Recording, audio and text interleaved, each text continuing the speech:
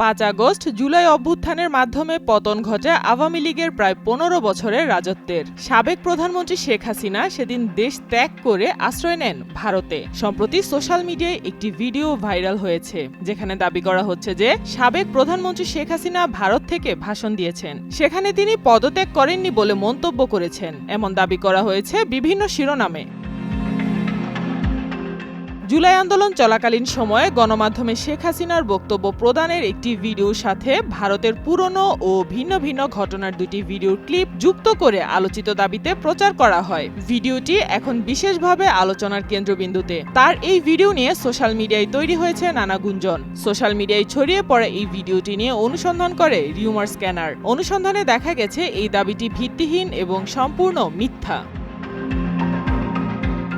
Rumour scanner টিমের অনুসন্ধানে দেখা গেছে, সম্প্রতি সোশ্যাল মিডিয়ায় ভাইরাল হওয়া ভিডিওতে সাবেক প্রধানমন্ত্রী শেখ হাসিনার ভারত থেকে ভাষণ দেওয়ার দাবি সঠিক নয়। ভিডিওটি আসলে জুলাই মাসের আন্দোলনের সময় শেখ হাসিনার বক্তব্যের একটি সম্পাদিত সংস্করণ, যেখানে পুরনো এবং ভিন্ন ভিন্ন ঘটনার ক্লিপ যুক্ত করা হয়েছে।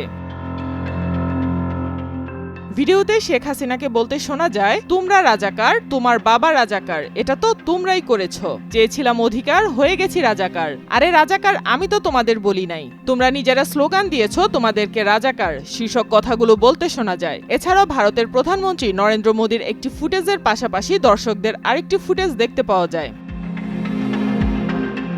তবে রিউমার স্ক্যানারের অনুসন্ধানে দেখা যায় যে ভিডিওটি 2024 সালের 26 জুলাই প্রকাশিত একটি প্রতিবেদনের সাথে তুলনা করে দেখা গেছে যে এটি মূলত বিটিভি ভবন পরিদর্শনের সময়ের বক্তব্য। প্রতিবেদনটি পর্যালোচনা করে উক্ত প্রতিবেদনে শেখ হাসিনাকে একই বক্তব্য প্রদান করতে দেখা যায়। এছাড়াও উভয় ভিডিওতে তার পরিহিত শাড়ি, বুকে থাকা বঙ্গবন্ধুর ছবি খচিত ব্যাজ এবং ব্যাকগ্রাউন্ডের মিল রয়েছে। এ থেকে বোঝা যায় যে আলোচিত ভিডিওতে শেখ হাসিনার সামনে থাকা বিজেপির লোগো সম্বলিত মঞ্চের অবয়বটি ডিজিটাল প্রযুক্তি সহায়তায় বসানো হয়েছে। অর্থাৎ আলোচিত ভিডিওটি সাম্প্রতিক সময়ে শেখ হাসিনার ভারত থেকে ভাষণ দেওয়ার নয়। আলোচিত ভিডিওতে থাকা নরেন্দ্র মোদীর ফুটেজটির বিষয়ে অনুসন্ধানে ভারতের গণমাধ্যম এনডিটিভি প্রফিটের একটি ভিডিও চিহ্নিত করা হয়েছে। ইউটিউব চ্যানেলে 2024 সালের 7 জুনের একটি ভিডিও। এটা স্পষ্ট যে আলোচিত ভিডিওটির সাথে বর্তমান রাজনৈতিক প্রেক্ষাপটের কোনো সম্পর্ক নেই এবং এটি বিভিন্ন ঘটনার ফুটেজের সমন্বয়ে তৈরি। অতএব সাবেক প্রধানমন্ত্রী শেখ হাসিনা ভারতে ভাষণ দিচ্ছেন এমন দাবিতে প্রচারিত ভিডিওটি আসলে একটি সম্পাদিত এবং বিভ্রান্তিকর উপস্থাপনা।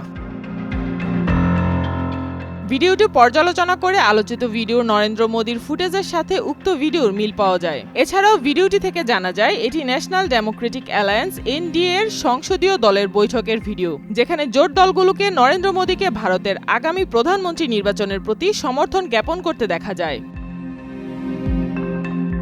অর্থাৎ উক্ত ভিডিওটি ভারতের বর্তমান রাজনৈতিক প্রেক্ষাপটের কোনো সম্পর্ক নেই বলে প্রতিবেদন প্রকাশ করে রিউমার স্ক্যানার। সাইমা আক্তার, নয়াদিগন্ত।